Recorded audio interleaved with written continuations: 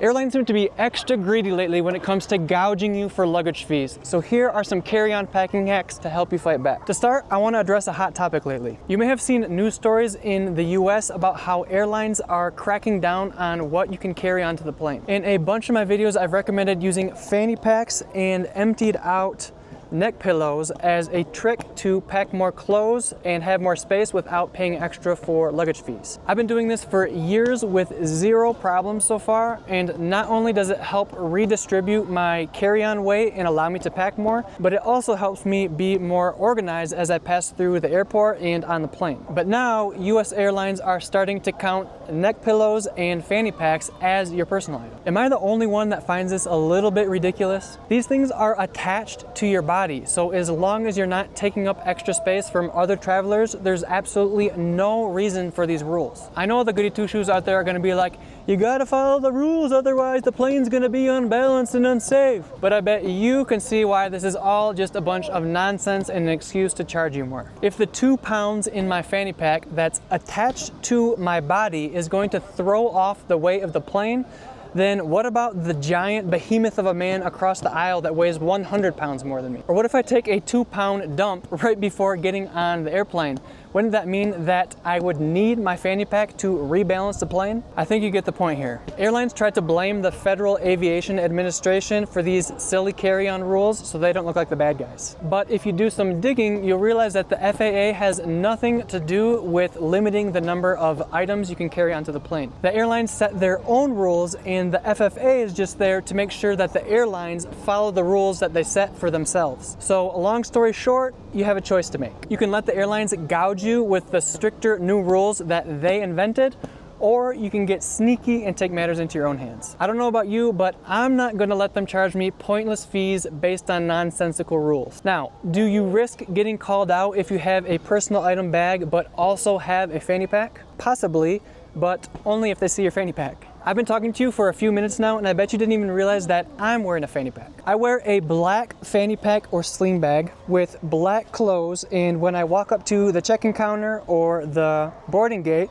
I just flip my sling around, zip it up, voila, no fanny pack. The same goes for the stuffable pillow hack. You're not gonna wanna walk up to the check-in counter with your huge, giant stuffable pillow around your neck. Instead, try to be a little bit discreet. Again, I hate having to be sneaky like this, and I know it sounds dumb, but sometimes dumb rules call for dumb workarounds. If you don't wanna be a rule breaker, I totally respect that. More power to you, but please don't hate on the people who are fed up with the system and are taking things into their own hands. Comment below and let me know what you think. Are you with me and sick of the airline's greedy tactics? Or do you think I'm just an entitled brat who needs to suck it up, be a good boy, and do as I'm told from the airlines? These comments should be fun to read. Okay, so even if you think I'm a spoiled traveler who doesn't deserve the right to fly, I have another carry-on packing hack that you might be able to get on board with. No pun intended. Because technically, this hack does not go against the rules, although again, it shows how silly the rules are to begin with. So if you want to travel carry-on only, but you're having trouble fitting all your stuff in your carry-on, or your carry-on is overweight,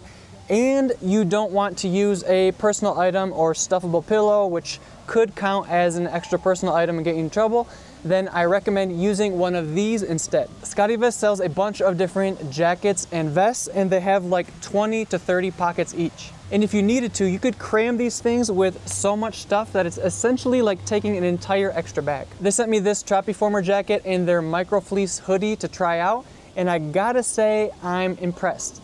This video isn't sponsored or anything, but I just couldn't get over how cool it is. Even with the pockets full, it still looks pretty low-key and stylish, and you don't have a bunch of huge, obvious bulges everywhere like you would with like a fisherman's vest or something. This is due to their pocket science, which is their design with pockets on each side that's specifically placed to keep the weight balanced throughout the jacket. They even have cool features like this built-in carabiner thingy for keys, which I sometimes clip my AirPods to, and this attached glasses cleaner cloth that I use for my cameras, obviously, but on the back it literally has a map of all the pockets in the jacket, which is kind of funny. A lot of their styles also have a huge pocket across the back, so if you're traveling with a laptop, for example, and you get to the airport and you realize your bags are overweight or something, you could essentially step out of line, take your laptop out, that's probably your most heavy item, slip it into this pocket, get back in line, and pass through without having to pay overweight luggage fees. Now obviously you wouldn't keep the laptop back there when you're actually flying, but it's a good emergency trick to get past the scales without getting charged. Anyway, these clothes kind of make me feel like Inspector Gadget, if you remember Inspector Gadget from back in the day.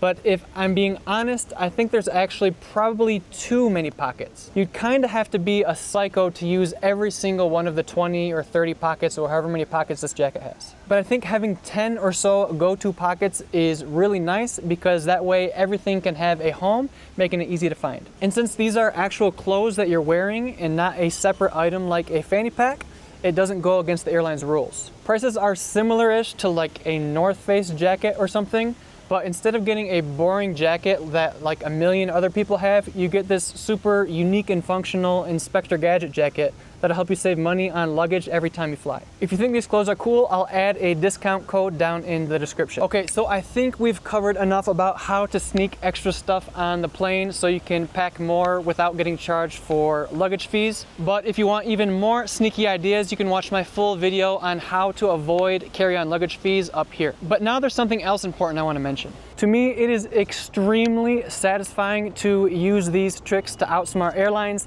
and every time I pass through my fanny pack unnoticed, it just gives me a warm, fuzzy feeling inside. That said, what I don't agree with is making other travelers suffer because you pack too much. To me, a Scotty vest or a fanny pack or a stuffable pillow, those are all okay because they're attached to your body and they're not affecting anyone else. But if you try to sneak an extra large carry-on onto the plane or a big personal item that doesn't fit under the seats, so you have to use the overhead bin, now we're getting into uncool territory. That's because when flights are full, the overhead bins are going to fill up, and if you're taking up more than your fair share of space, then other people won't have space for their carry-ons. This is a big reason why a lot of travelers will freak out when they see these carry-on packing hack videos that I do, even though I'm not recommending that people take other travelers' space. That said, if you do find yourself in a situation where you have more than you should, there is some etiquette to follow. If the flight is empty, there's probably plenty of room in the overhead bins, and so you're probably not going to bother anyone. But if the flight is full, the airlines will normally make announcements beforehand asking people to volunteer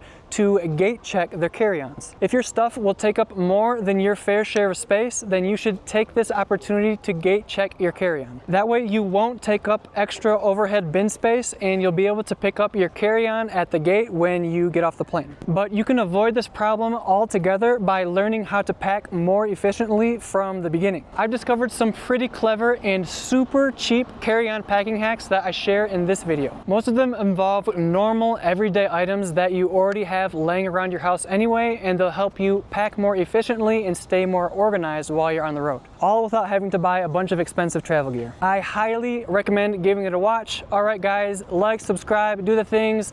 I love you. Bye bye.